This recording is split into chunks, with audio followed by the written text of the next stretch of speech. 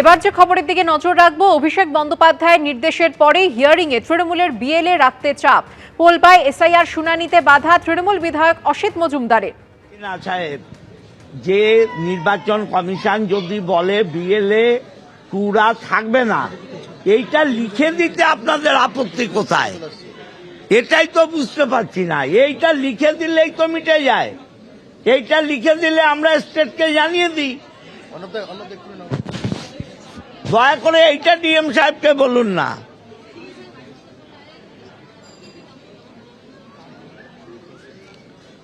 দেখুন, দয়া করে দেখুন কি বলবো, দেখুন। ঠিক আছে,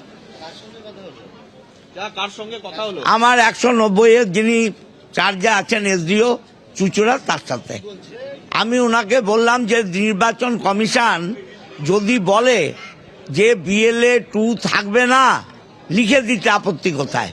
ওনারা বলছেন যে ডিএম সাহেব নাকি নির্বাচন কমিশনকে লিখেছেন, সেখান থেকে কিছু উত্তর এলে উনি লিখে দেবেন। আপাতত যেটা মানুষ চাইবে তাই হবে।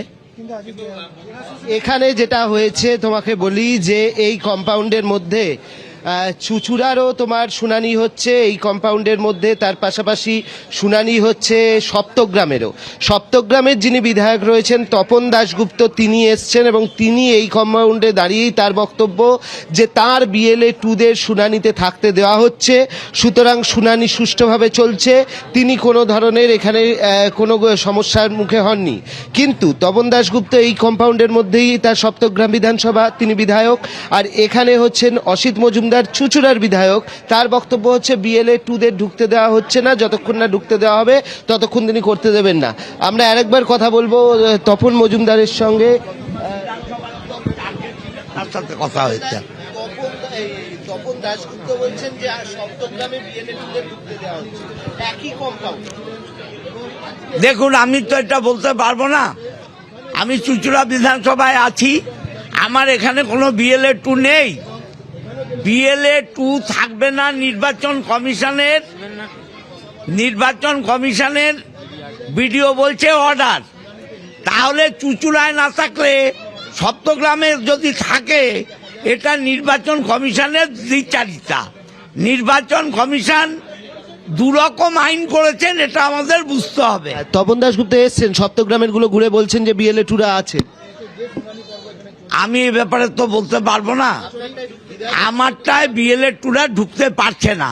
এখন কি শুনানি বন্ধ আছে তো, নিশ্চয়ই বন্ধ আছে। দেখুন, তুমি দেখলে যে একটাই কম্পাউন্ড, এটা হচ্ছে পোলবা দাঁতপুর যে বিডিও অফিস, সেই কম্পাউন্ড। এখানে তৃণমূলের 2 বিধায়ক এসছেন, একজন হচ্ছেন তপন দাশগুপ্ত, একজন হচ্ছে অসিত মজুমদার ওরফে তপন মজুমদার। তো অসিত মজুমদারের বক্তব্য হচ্ছে চুচুড়ায় তাদের যে শুনানি হচ্ছে চুচুড়ার, সেখানে বিএলএ 2দের থাকতে দেওয়া হচ্ছে না, তাই শুনানি বন্ধ। এইটা হচ্ছে চুচুড়ার লাইন, এটা হচ্ছে চুচুড়ার লাইন, আর ভিতরে হচ্ছে সপ্তগ্রামের যিনি বিধায়ক হচ্ছেন তিনি হচ্ছেন তপন দাশগুপ্ত, তিনি এসছেন, তিনি বলছেন যে সেখানে বিএলএ 2দের অ্যালাউ করা হয়েছে, সেটা সুষ্ঠুভাবে চলছে। অর্থাৎ একই কম্পাউন্ডে 2 বিধায়কের 2 বাণী, এবং সেই কারণে এখানে আপাতত বহু মানুষ লাইনে দাঁড়িয়ে রয়েছেন। ঠিক কখন থেকে তারা লাইনে দাঁড়িয়েছেন তাদের সঙ্গে কথা বলার চেষ্টা করব। কি আপনাকে কি শুনানিতে ডেকেছে নাকি?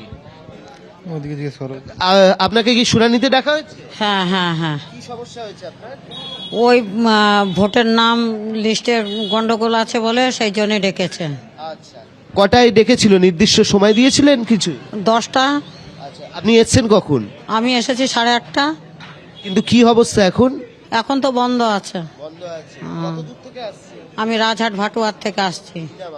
অনিমা সর্দার। রাজহাট ভাটুয়া, অনেকটা দূর থেকে তিনি আসছেন, তারা দাঁড়িয়ে রয়েছেন। এখানে দেখো যে এই যে সুগন্ধা, রাজহাট, এখানের যে শুনানি, সেই টেবিল এই মুহূর্তে ফাঁকা। তার কারণ বিধায়কের বিক্ষোভের জেরে এই মুহূর্তে এখানে আমরা দেখতে পাচ্ছি যে এখানে কিন্তু শুনানি যে প্রক্রিয়া, সেই প্রক্রিয়া আপাতত বন্ধ হয়ে গিয়েছে। তো স্বাভাবিকভাবে যেটা বারবারই উঠে আসছে যে একই কম্পাউন্ড, 2 বিধায়ক, যেখানে সপ্তগ্রামের বক্তব্য হচ্ছে যে সেখানে সমানভাবে হচ্ছে, অসুবিধে হচ্ছে না, সেখানে চুচুড়ার ক্ষেত্রে কিন্তু শুনানি বন্ধ হয়ে গিয়েছে। অর্ণব, তুমি আমাদের সঙ্গে থাকো। যে ছবি আপনারা দেখছেন, পোলবায় এসআইআর শুনানিতে বাধা তৃণমূল বিধায়ক অসিত মজুমদার। মজুমদারের বিএলএরা থাকবেন না, লিখিত দিন, এমনটাই দাবি করছেন তৃণমূল বিধায়ক অসিত মজুমদার।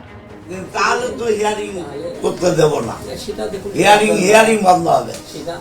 হ্যাঁ, আমার যেটুকু আছে ইনস্ট্রাকশন, এখানে অথরিটি আছে ইলেকট্রনিক রেজিস্ট্রেশন অফিসার, হয় আপনার ইআরও বা এইআর যিনি ডিও। আপনি আমাকে লিখে দিতে অসুবিধা কি আছে? 2 লাইন লিখে দিয়ে দিন যে as per election rule, election কমিশনের নির্দেশে আমরা বিএলএ 2 থাকতে দেব না, একটা প্লেন লিখে দিন, তাহলে আপনার হিয়ারিং বন্ধ হবে। আপনি হিয়ারিং বন্ধ করতে বলুন, এসডিও কে ডেকে পাঠান, আপনি এসডিও কে ডেকে পাঠান। আপনি যেটা বলবেন সেটা কিন্তু আমার যা নিয়ম আছে নিয়ম অনুযায়ী কাজ করতে হবে। আপনি এসডিও কে জানান না যে আমরা একটা লিখিত চাইছি। দেখুন, আমি তো লিখিত দেওয়ার অথরিটি কেউ নেই, আপনাকে ঠিক আছে, চলুন।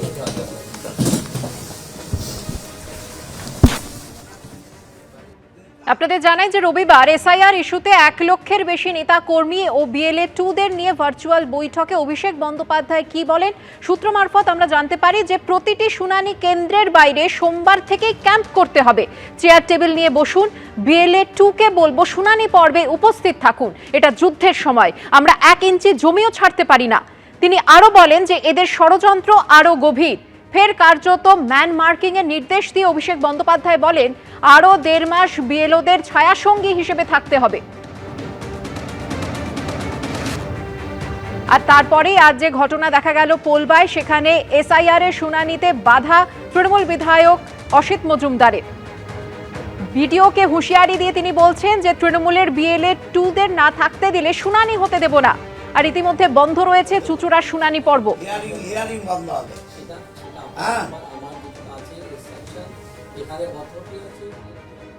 অসম্মান করছে, এই লাইন দিয়ে আপনাদের মানসিক অশান্তিতে রাখছে। যাদের 2002-এ ভোট দিয়েছেন তাদেরও হিয়ারিং এ রাখছে, যারা সরকারি কর্মচারী ছিলেন তাদের হিয়ারিং এ রাখছে, যারা বিভিন্নভাবে ভারতের নাগরিক তাদের অসম্মান করছে। আপনারা এই হিয়ারিং করার পক্ষে কি পক্ষে নয়? এই হিয়ারিং হবে কি হবে না বলুন, কি চাইছেন আপনারা? আপনাদের নাম বাদ দেওয়ার ষড়যন্ত্র করছে এরা, আপনারা সেটা মানবেন? তাহলে কি করবেন? আপনারা এই হিয়ারিং বন্ধ করবেন? বন্ধ করতে চান? হিয়ারিং বন্ধ রাখুন আপাতত। আমাদের লিখে দেবে যে বিএলএ 2রা থাকবে এখানে, তবে হিয়ারিং হবে, না হলে হিয়ারিং বন্ধ থাকবে। বন্ধ রাখবো। এবিপি আনন্দ, এগিয়ে থাকে, এগিয়ে রাখে।